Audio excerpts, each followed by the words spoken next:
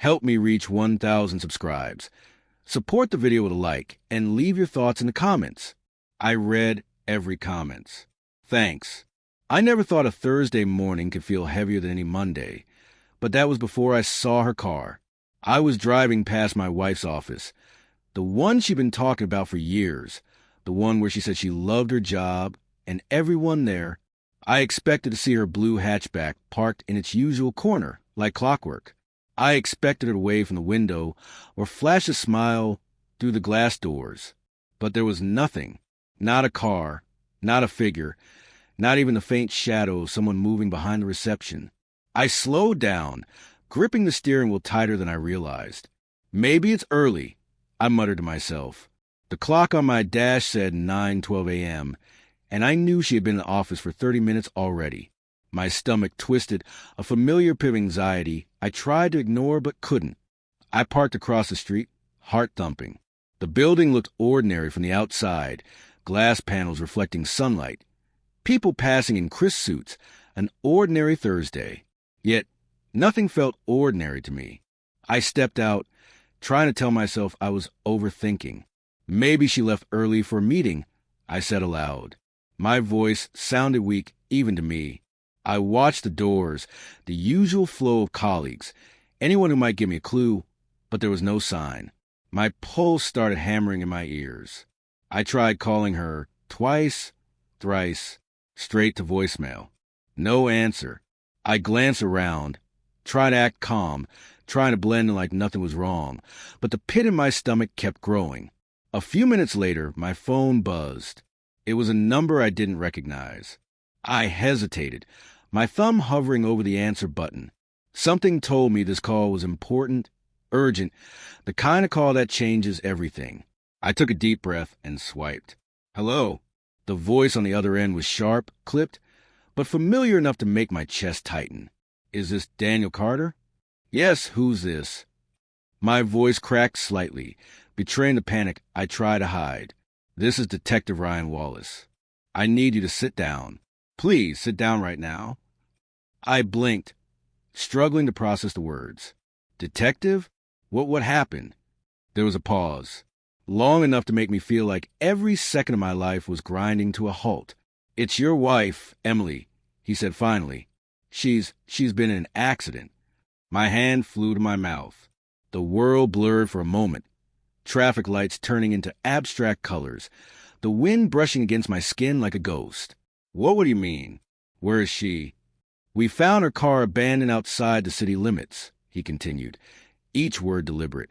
She's been missing for the past 2 hours, and he hesitated, and that pause shattered something inside me. We need you to come to the station.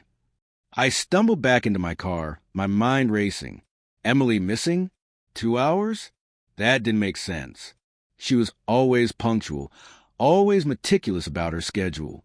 Never once had she deviated without telling me. I tried to remember the last conversation we had, anything that could make sense of this. Yesterday, she had seemed perfectly normal, laughing about a colleague's joke. Texted me a photo of her lunch. Everything ordinary, everything normal. I gripped the steering wheel like it was the only thing keeping me tethered to reality. The detective's words echoed in my mind. Abandoned, missing, 2 hours.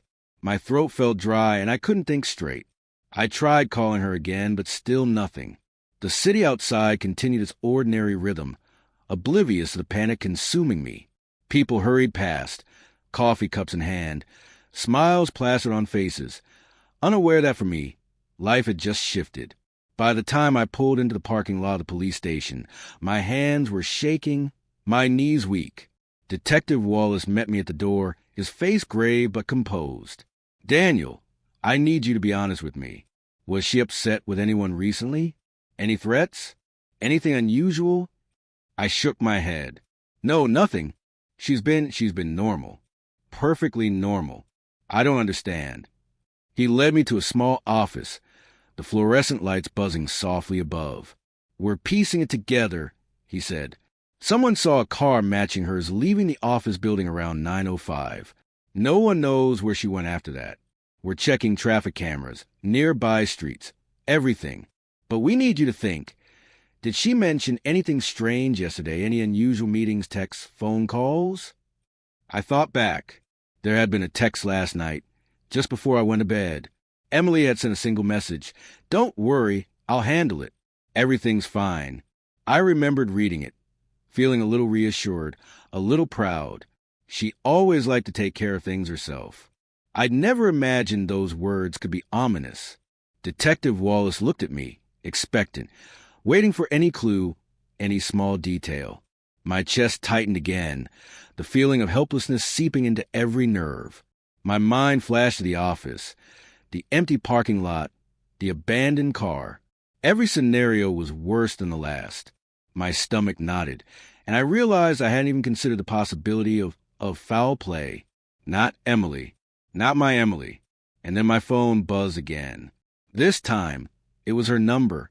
I almost cried with relief. I answered, my voice trembling. Emily, where are you? Are you okay? The line went silent for a moment. Then a voice, hers, but not the one I knew. Cold, distant, almost unrecognizable. Daniel, she said slowly, each syllable like ice. You need to listen very carefully.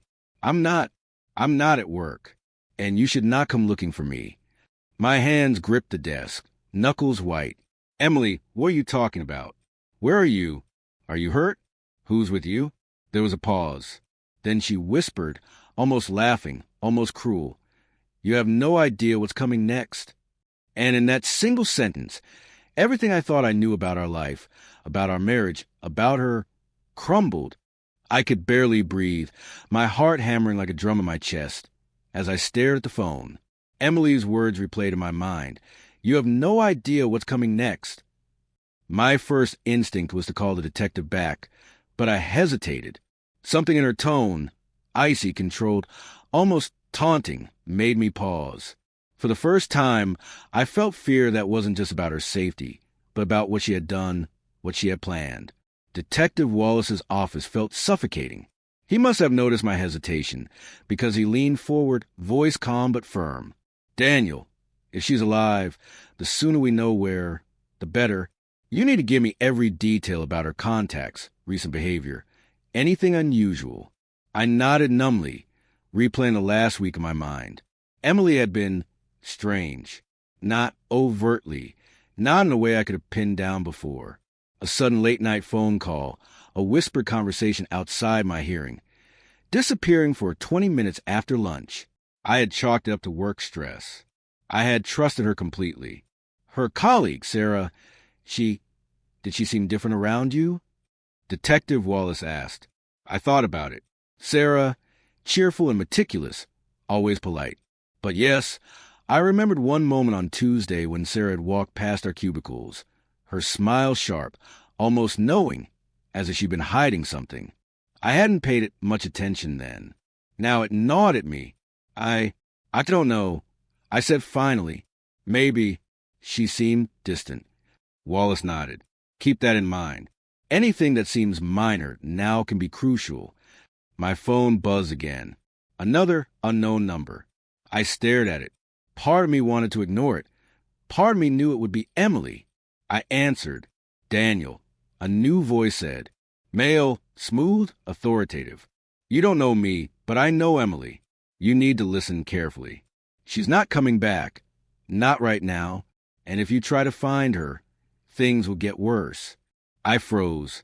My hands gripped the phone so tightly I thought I might break it. Who is this? Where is she? What do you mean worse? Another pause. Then, she's in danger. But not from you. From herself. There's a choice she's made, and you need to trust me to help. I can guide you, but you can't act impulsively. I didn't understand. How could my wife be in danger and still send that cryptic warning to me? My mind raced through every scenario. Car accident? Staged disappearance? Threats? Kidnapping? None of it fit with the Emily I knew, the woman who had been my partner, my best friend, my life. Detective Wallace noticed my tension. Do you know this person? He asked. No. I don't. I said, voice tight. He claims to know her. He says she's in danger. Wallace leaned back, considering. Daniel. Here's what you need to do. Follow the guidance. Don't confront her or anyone. Every step we take needs to be coordinated. Do you understand? I swallowed hard, feeling the weight of helplessness settle over me. Yes.